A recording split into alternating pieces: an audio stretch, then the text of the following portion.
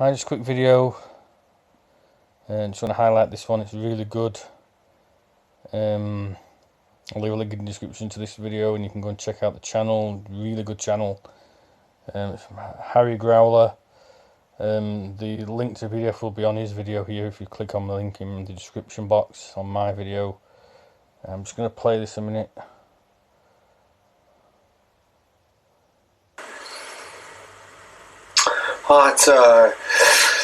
It's interesting. Whenever I sit down to make things, if I haven't got a plan, if I'm just sort of just freehanding something, and quite often I end up, over the 20 odd years I've been doing this,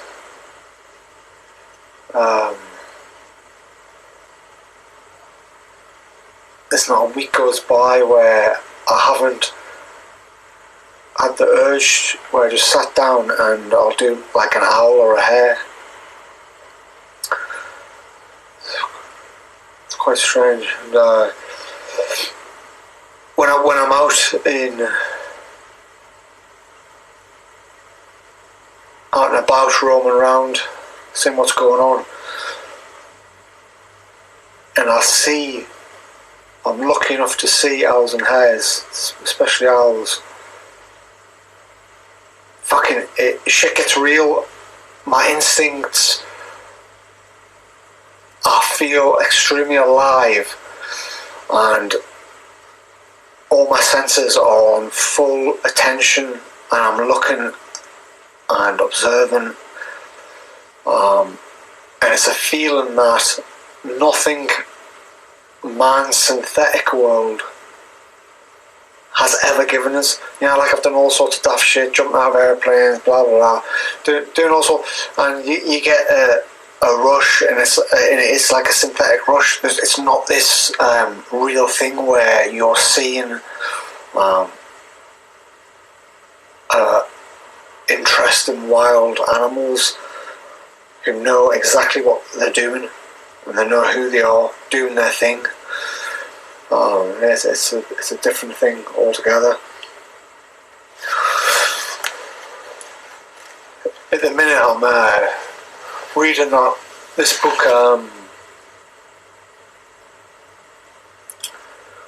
it's called Structure of Scientific Revolutions, by this guy called Thomas Kuhn, and he was a physicist and became a science historian in the 60s. And this book, apparently, when it came out,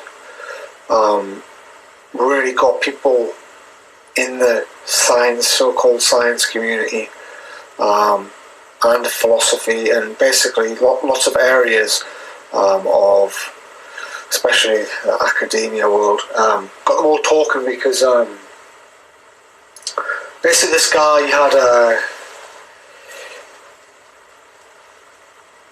wanted to become a scientist as a vocation, because he was extremely interested in the world, and he ended up going to Harvard, which is in Cambridge, Massachusetts. The home of big science, like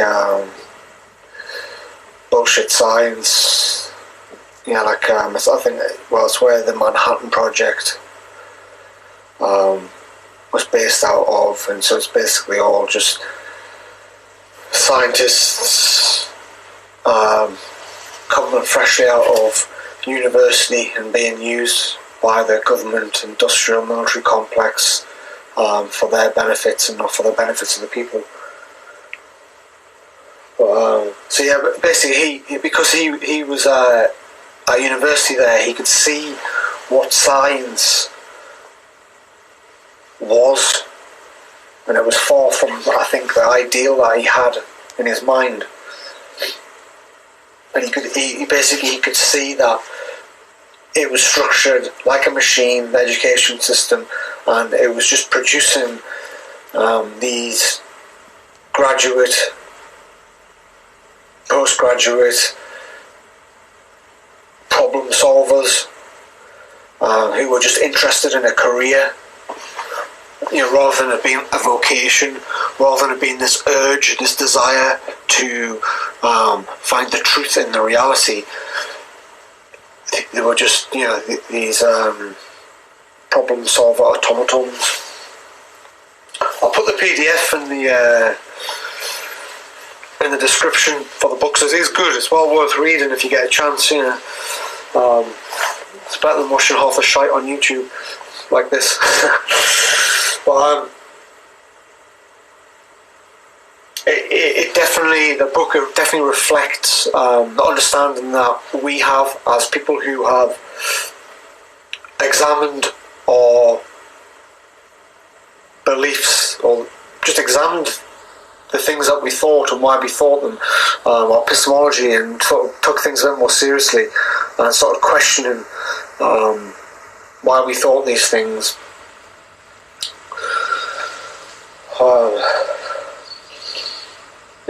I mean, in that book it clearly shows that, like, scientists aren't these independent, free-thinking truth seekers, but rather they're just basically state-sanctioned problem solvers working within a set worldview, a paradigm that will remain unchallenged and only to be built upon.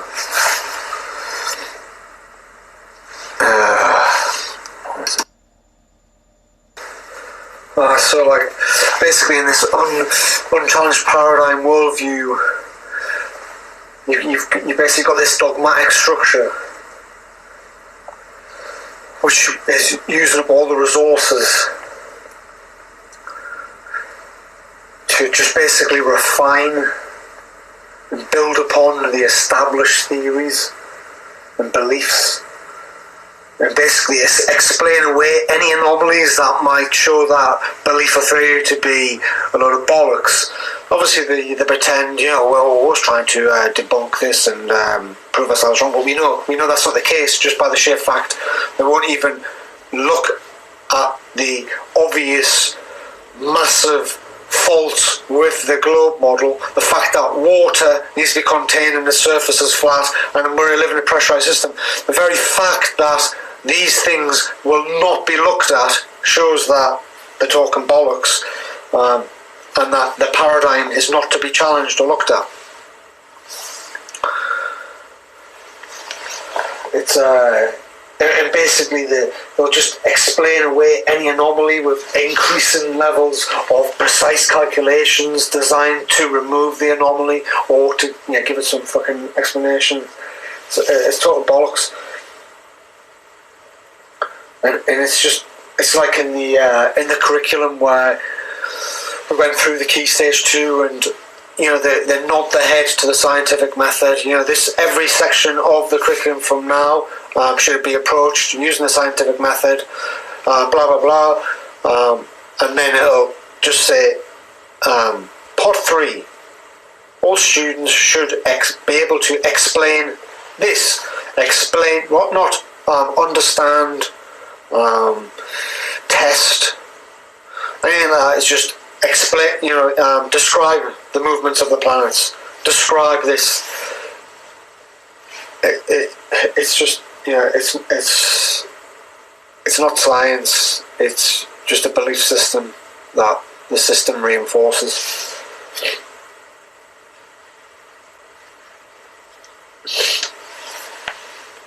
Like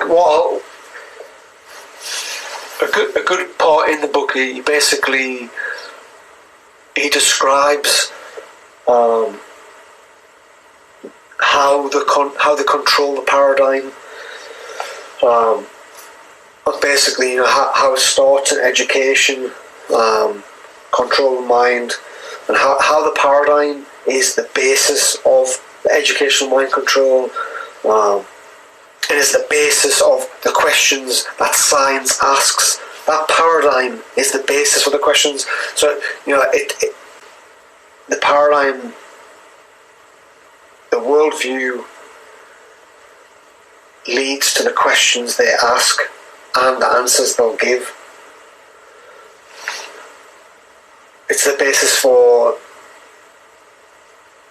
the research grants which are awarded. It's the basis of peer review, and all these things. Essentially, the whole paradigm is based on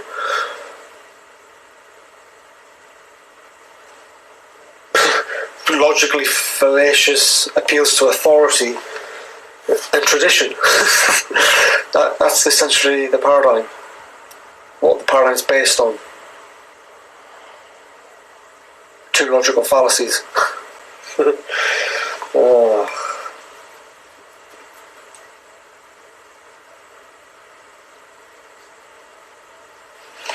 Just unexamined past achievements of heroes that have been placed in your mind as a child growing up with science, and your Newton, your Einstein, and it's just basically enthymeme legendal characters, or the unchallenged logical fallacies, appeal to authority fallacies based on legendary enthymeme characters.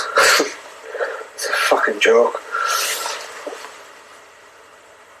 I think he wrote it was in the mid-60s or something. That book was written, and he basically, even at that point, he said scientific realism is completely dead and completely unwanted by the system,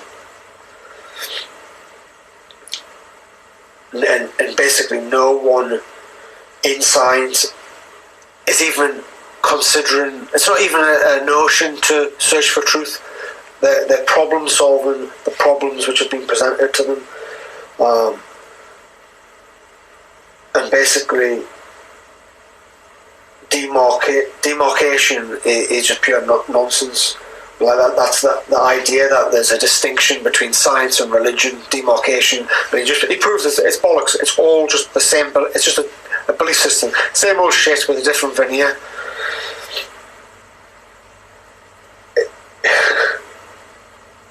It's fucking obvious, and it's super simple to understand. When all you do is you just follow the money. It's the same old thing, same bank cartel. Who finances? Who's paying? Who's awarding the grant? Who's paying for? Who's funding? Who's paying for it? Because whoever's paying for it is deciding what the questions are, what the problems are, and who's going to solve them.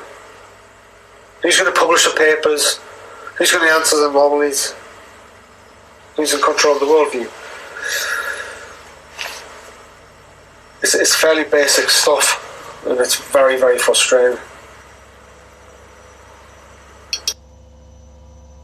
And basically, they compartmentalise you from a school age. Oh, you're really good at physics. So you're excellent at biology, and you're a girl, and I'll stay away from physics because that's, the mathematics. And basically,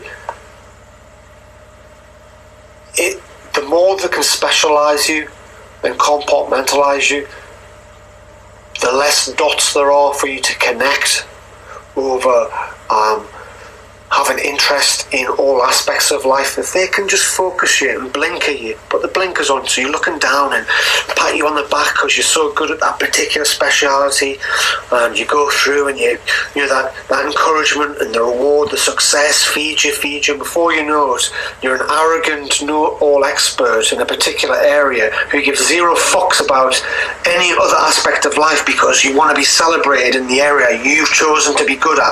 Oh, aren't I a fucking amazing engraver, and I want to be, it's a very insecure mindset, and you want the mummy and daddy of government to pat you on the back and congratulate you. Oh, there's a Nobel Prize.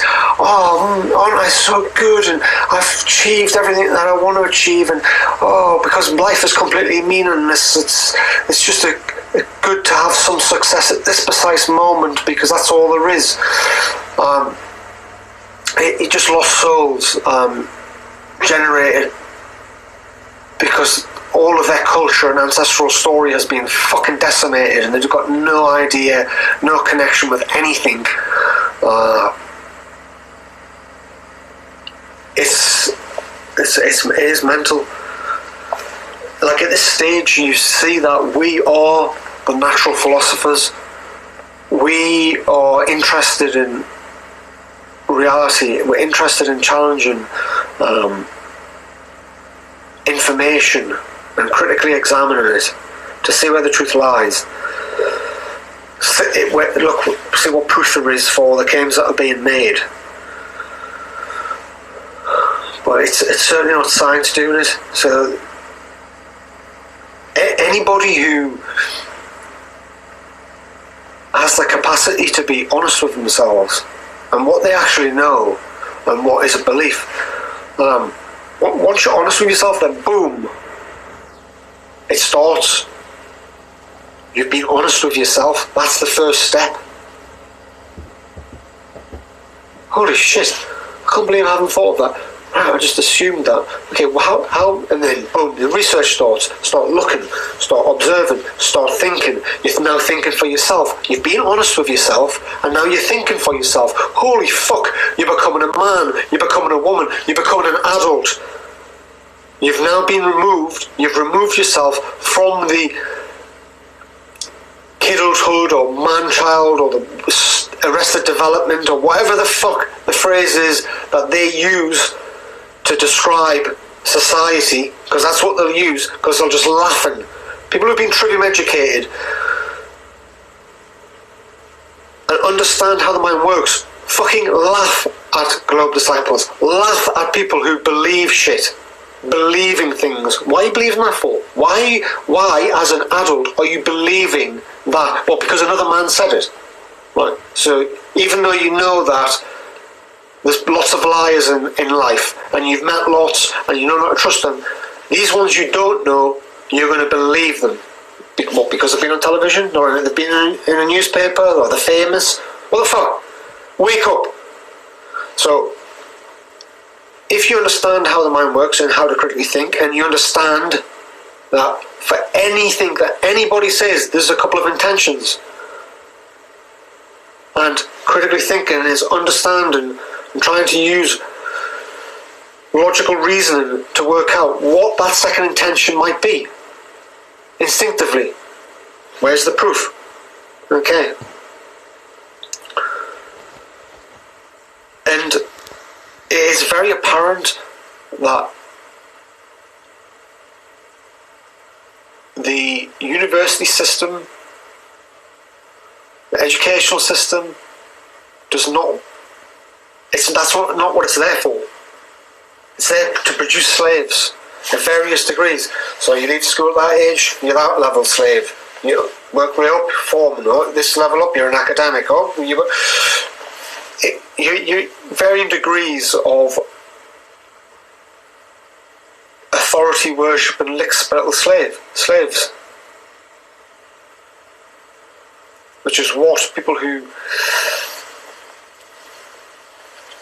want to control people, it's a perfect, make a predictable workforce who will believe the heroes, will follow the subcultures, just be highly predictable.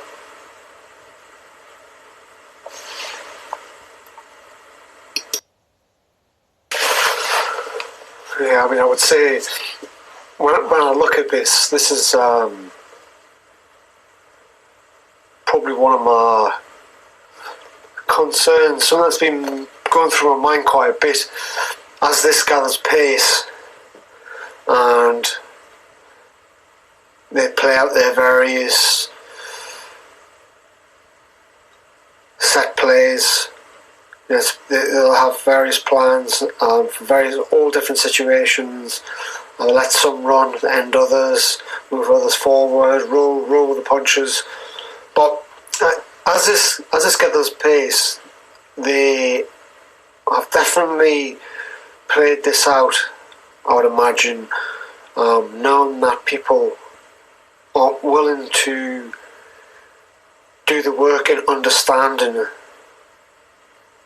the process understand the tools involved in critically thinking.